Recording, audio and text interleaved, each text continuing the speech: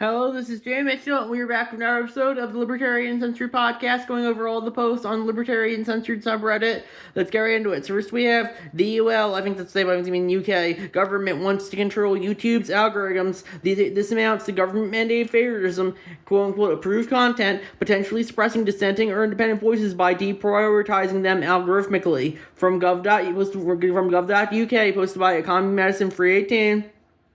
And yeah, personally, I don't really care for that, but ultimately, if the government wants to control private companies' internet algorithms, they're in a position where they can enforce pretty much whatever they want to, and oftentimes, there's nothing you can do about it. I think the libertarian position is, the government shouldn't be involved in the internet at all, just like everything else, but sadly, that's not the world we live in. We live in a world where the government can justify getting involved for pretty much whatever it wants to, and oftentimes there's nothing you can do about it, since they're in a position of state authority, which means they can justify pretty much doing whatever they want to and not be held accountable for it, since they control the courts and the legal system as well. And that's my thoughts on that issue.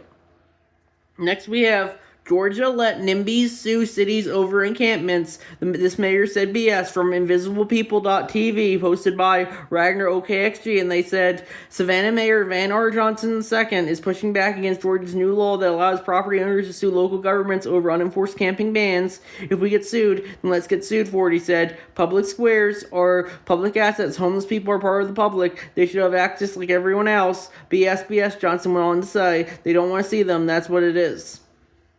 Yeah, personally, I don't really care for homeless encampments, but I think if people want to have them, I think they should be able to. If people should be able to justify doing whatever they want to, as long as they're not hurting anyone else. And yeah, I personally don't really care for a lot of homeless encampments. I think they're filled with a lot of people not in the best mental health who are often tweaking out on drugs. But ultimately, as long as you're not forced to interact with them, they should be able to do that, and that's very much the libertarian position.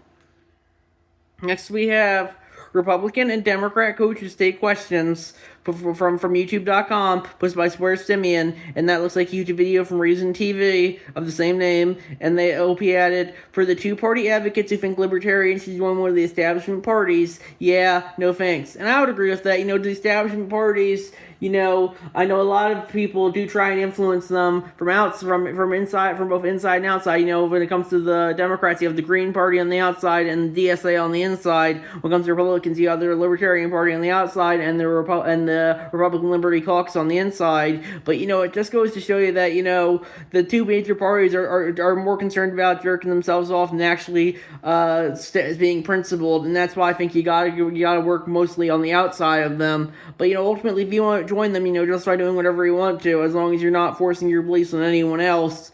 But ultimately, I would say when it comes to the major parties, they're going to be inherently forcing their beliefs on other people, since they're usually in positions of state authority. And that's my thoughts on that issue. Next we have centrist Democrats rebuke party's left wing. We are capitalists, not socialists, from nytimes.com, posted by Ragnar OKXG. And yeah, personally, I don't really care for the Democratic Socialists, but I don't really care for the centrist Democrats either. It's all part of the same DNC circle jerk. I guess the DNC circle jerk is more the centrist Democrats. I probably agree more with them than the socialist Democrats, but ultimately, I don't think it really matters, because it's both parties are really just controlled opposition. The people really running the government are really the ones who operate out of the shadows. The deep state military industrial complex, satanic cabal, lizard people, whatever you want to call them. And that's my thoughts there.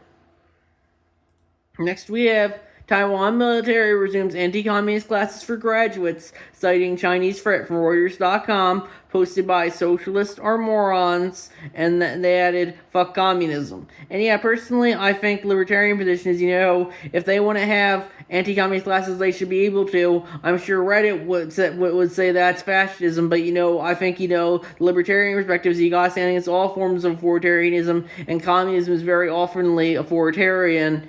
And yeah, personally, I think you want to do communism voluntarily, you should be able to, but you should force other people to join to do it if they don't want to. And voluntary communism is very much an oxymoron a lot of the time. What are you going to have? Voluntary gulags? And that's my thoughts on that issue. Next we have, America was not founded by tariff men, contrary to this painting in Trump's White House, from Reason.com, posted by Jedi Porcupine. And yeah, personally, I think that, I would agree with that. But, ultimately, I think the libertarian position is, if Trump wants to add that picture in the White House and say that America was founded by tariff money, he should be able to. But ultimately, I do think, the libertarian position is you gotta be against tariffs if people don't want to pay them, since they're just another form of taxation. And if people don't want to pay taxes, they shouldn't be able to. And tariffs are simply a tax on an imported good, Ultimately, the government can charge whatever taxes or tariffs it wants to, but, and oftentimes there's nothing you can do about it. But I think the libertarian position, if you don't want to pay them, you shouldn't be forced to do so. Next we have Germany. Government is prosecuting 3 people for posting a tweet from RT from Curia.Europe.eu or Curia.Europa.eu, posted by Economist and Free 18. And yeah, personally, I don't think the government should be arresting people for just for social media posts. But, ultimately, the government can arrest you for whatever reason it feels like, since they have the monopoly on legal use of force to justify enforcing whatever laws they feel like. And oftentimes, it doesn't even matter what's actually written down when it comes to the law. It matters how they're enforced. And when you're in a position of state authority and you can use the force of the state however you feel like it, oftentimes you can justify pretty much doing whatever you want to. Next we have message from USS Liberty survivor Phil Turney, posted by Rabat Ascalon, and that's a cross post from the Thomas Massey subreddit.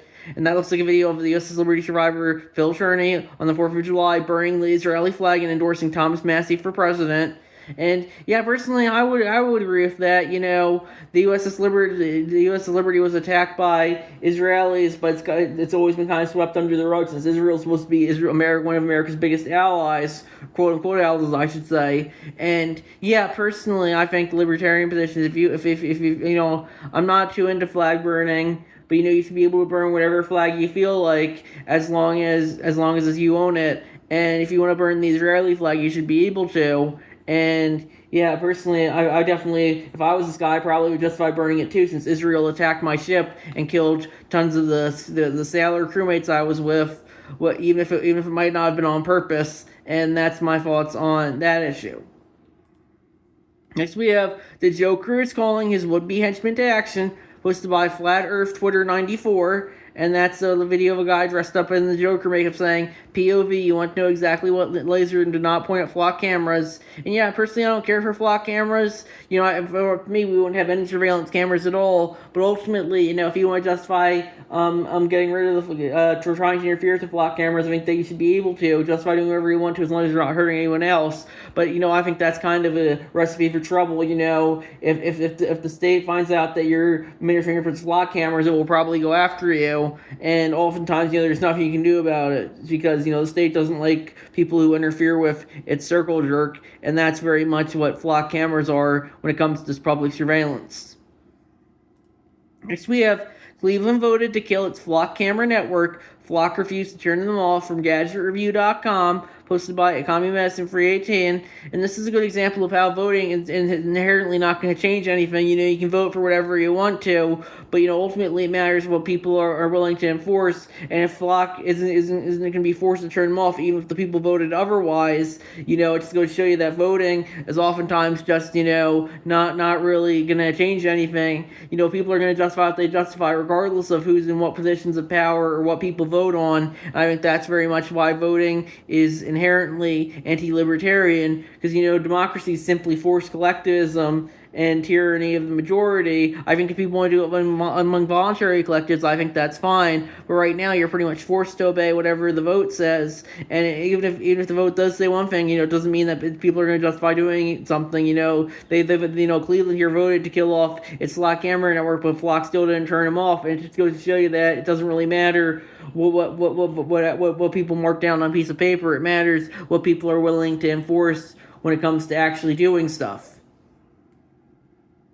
Next we have Trump restrictions on private AI models turn attention to open source, from thehill.com, posted by Jedi Porcupine. And yeah, personally, I think the libertarian position is AI shouldn't be regulated just like everything else. AI is very much like guns or abortions or drugs. They're all tools that can arguably be misused, but ultimately it should be up to each individual's what they want to justify doing with it. And that's my thoughts on that issue.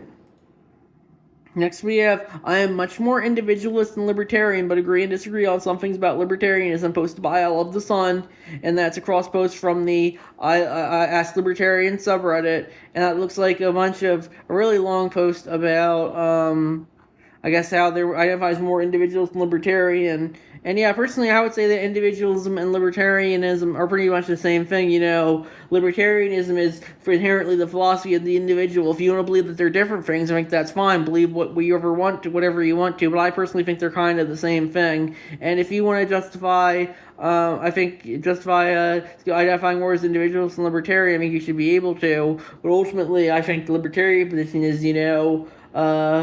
we need to focus on the individual first and foremost. So I'd say libertarianism is kind of innately individualism. But if you want to believe there's something different, I think that's fine too. Believe whatever you want to.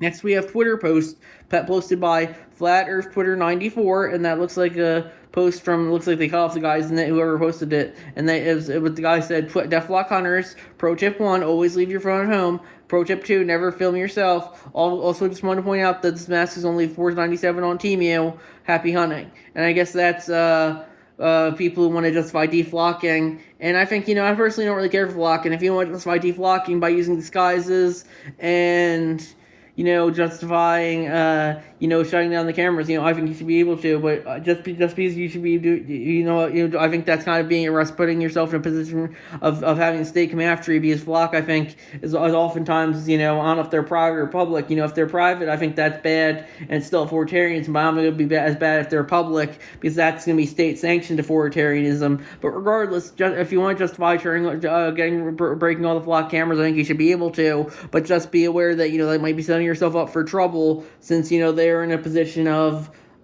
state authority, and even if they aren't, they're still in a position of private authority, which can still be very authoritarian. They might just hire security guards to go after you rather than have government mandated cops go after you. And that's my thoughts on that issue. Next, we have healthcare is so expensive precisely because government interferes, from m.youtube.com, posted by Economy Medicine Free 18, and that's a YouTube video from Butter, who entitled "How Government Solved the Healthcare Crisis" animation. And yeah, personally, I think the libertarian position is, I think if people want to have the state pay for their healthcare, they should be able to. If they want to have the private enterprise pay for their healthcare, they should be able to. Ultimately pay for your healthcare however you want to. But I think we need the state out of it. But with that being said, as I said earlier, if people want to fund state-funded healthcare through voluntary taxation, I think they should be able to. But ultimately, I think the libertarian position is, we need to each individual side how they want their healthcare funded, rather than have a one-size-fits-all approach that's going to force everyone to either have all state healthcare, state-funded healthcare, or all private insurance. And I think that's very much the libertarian position. Each person should be able to choose how to fund their healthcare however they want to. And that's my thoughts on that issue. Next, we have how STEM centrists plot Mamdani caucus counterattack from Axios.com, posted by Ragnar OKXG, and they added, "This is why we cannot have nice things." And yeah, personally, as I said earlier, I don't really care for the House STEM centrist or the Mamdani caucus.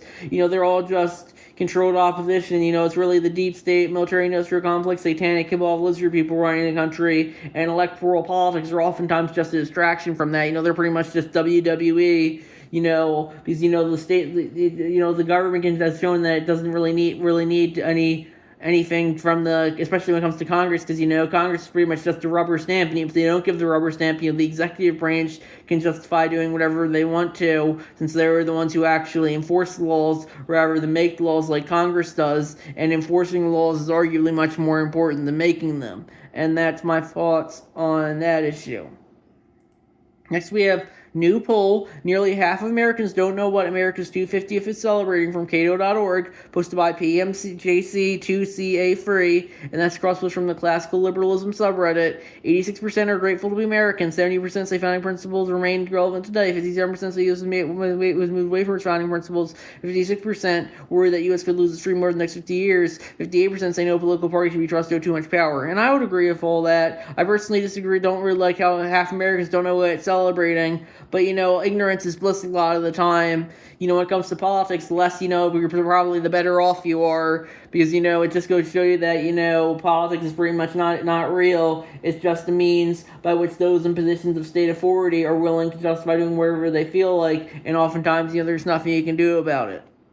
Next, we have 77-year-old Florida veteran investigator sending an official a postcard saying you lack values from Reason.com, posted by Jedi Porcupine. And yeah, personally, I don't think you should be. I'm just kind of asking for trouble, sending a government officials postcards saying they lack values. But I think if you want to send them just by saying them, that I think they should be able to. But ultimately, it is kind of asking for trouble when you try and go after a government official like that, even if it's in a passive aggressive way, like sending them a postcard. And that's my thoughts on that issue.